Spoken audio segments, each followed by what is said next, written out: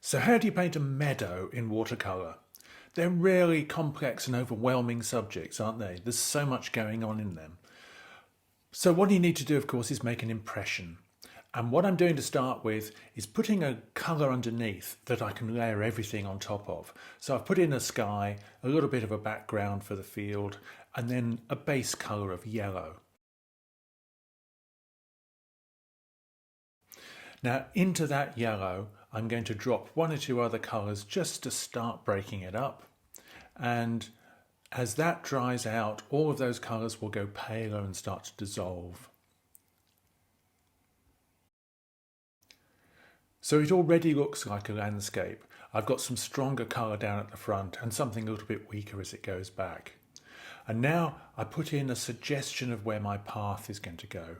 I'm just putting in a slightly darker mix of colour, making sure some of it's on both sides so that there's nothing which is standing out separate from the rest of the subject. While it's still damp, splattering over the top with stronger colour. So I'm going to use a variety of greens, of yellows and reds and oranges, and just let them run into the damp paper. Doesn't really matter what happens here. All I'm thinking of is the fact I've got larger shapes down towards the front and they're going smaller and smaller as they go into the background. Adding into that pathway, I need that to be so much darker than everything else so that it stands out. It will of course be slightly shadowed by the grasses on either side of it. Add more splattering over the top, a little bit of a mist with some plain water, and that will give me pale drops. Now when that's dry, then I'm going to start adding texture marks over the top. So small ones off in the background like that, right in the distance, because you're only seeing the tops of the plants in the distance. And as you come closer, you're seeing more and more into the grasses, so there'll be shadows as well in there. I'm changing my brush and I'm doing some upright marks, going stronger again with the colour, so progressively getting more contrasty as this builds up. Changing my palette, so the colour is not just a green, it's now going into a much darker mix.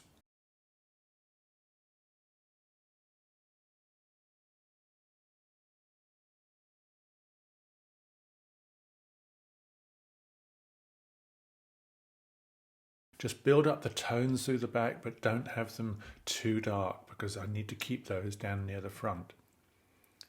Make sure that the whole picture is hanging together as one. And now I'm going darker again, making that dark mix even stronger. So when that's done, another misting with water, and then push it around a little bit with my brush, and some of that is dissolving. So while it's damp, I'm then going to start some scratching out, using a palette knife in this case. So I'm scraping the paint back, getting some pale lines against those darker lines.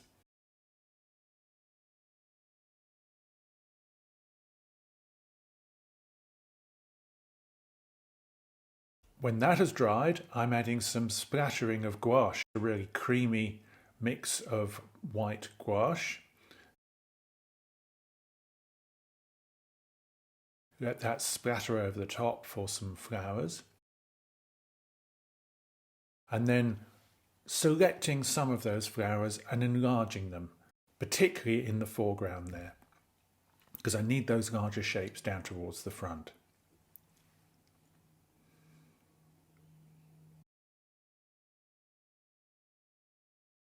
This is nothing to do with finding particular species or anything like that.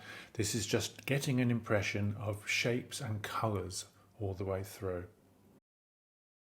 So while I've got the gouache on my brush, I'm adding in some opaque stems and leaves. Let some of those come over the darker areas. I'm building up a sort of a tapestry of colour here with all the lines. This is sort of a weaving process, if you like, where I'm putting one thing over another. Adding more colour in, build those flowers up, and then some more concentrated colour, so a little bit of yellow, some spots of red,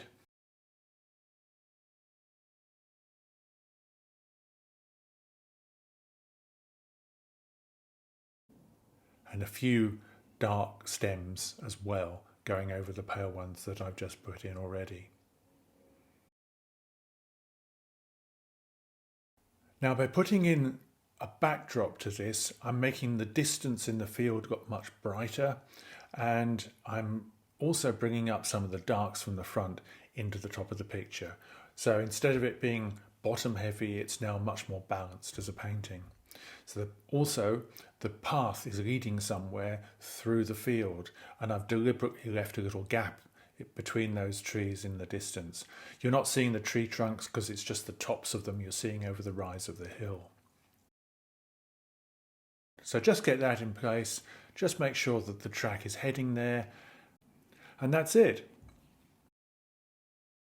So thanks for watching. If you've enjoyed this, there's an extended version on my Patreon channel, along with descriptions of the techniques that I use.